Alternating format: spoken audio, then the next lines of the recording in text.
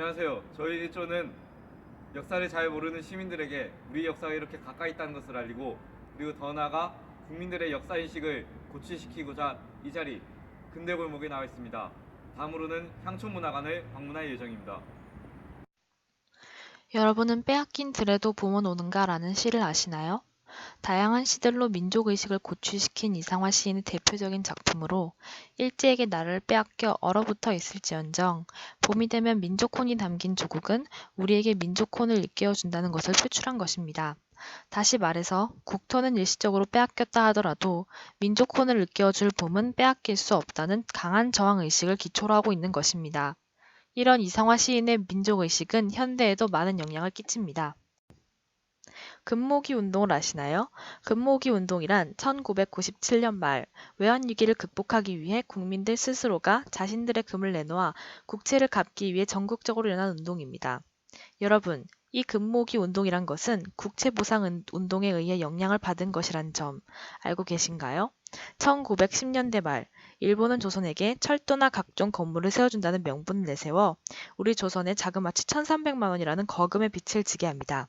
그러나 서상돈의 제안으로 전 조선 백성들이 금주, 단연, 폐물기부라는 슬로건을 내세워 일제히 돈을 모으기 시작했고, 그렇게 모은 돈이 거의 1300만 원에 도달하기 시작했으나 일제의 방해, 탄압책동에 효과적으로 대응하지 못하고 결국 좌절되었습니다.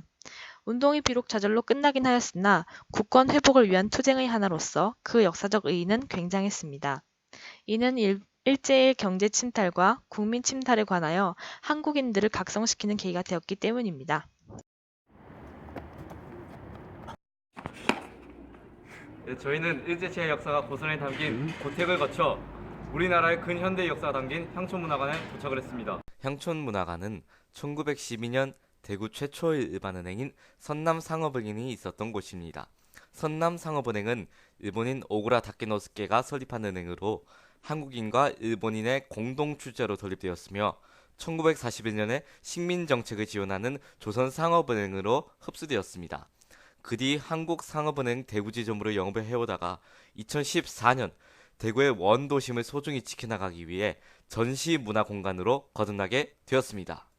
중앙로는 1917년 대구정관 앞에서 동성로 3가까지 남북으로 있는 약 1.05km의 도로가 개통, 확장되면서 주변 일대는 급격하게 주거지와 상업지로 바뀌게 되었습니다. 1960년대까지만 해도 금융기관을 비롯한 빵집, 여관, 다방, 금은방, 양복점들이 즐비하였습니다.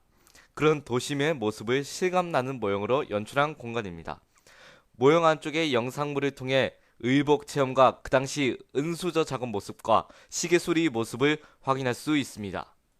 일제강점기 대구에서 가장 변화된 상업 중심지였던 북성로 지역이 8.15 광복 이후 미군 부대에서 나오는 깡통이나 드럼통으로 수도관이나 리어카 바퀴 등을 만드는 철물 가게들을 하나둘씩 생겨 새롭게 공구골목으로 탄생하게 되는 배경과 현재까지 대구 제조업의 근간으로 자리 잡고 있는 모습을 영상물과 모형으로 확인하실 수 있습니다.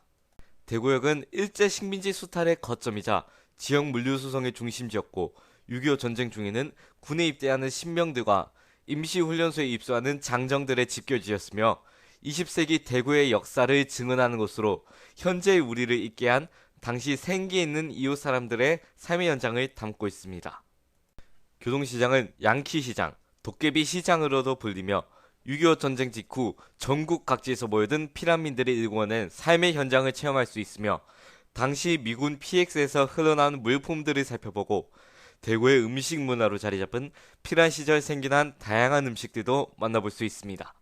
깡통을 팔고 구두 닦기를 하는 소년의 모습을 연출하여 어린 나이부터 밥벌이를 해야 했던 생활상과 피난민촌의 모습을 통해 어려운 시절을 꿋꿋이 살아온 우리 이웃들의 생활상을 살펴보실 수 있습니다. 향촌동을 추억하는 문화예술인가, 현재 살고 있는 이웃들을 사진으로 담아 소개하고 현재는 공간만 남아있는 1950년대 전성기 시절 향촌동의 다방과 술집에 얽힌 이야기를 확인하실 수 있습니다. 한국 관광의 별과 대한민국 대표 관광명소 99곳에 선정된 대구 중구 골목 투어 코스를 소개하고 향촌동을 기억하는 사람들과 보존해 나가고자 하는 사람들의 메시지를 공유하는 공간입니다.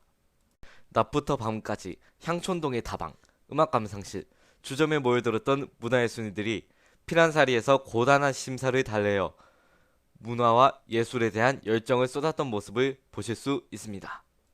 1950년대 동남기의 대구는 한국 영화 현장의 중심이었으며 어려운 환경 속에서도 국영화 제작이 유지되었습니다.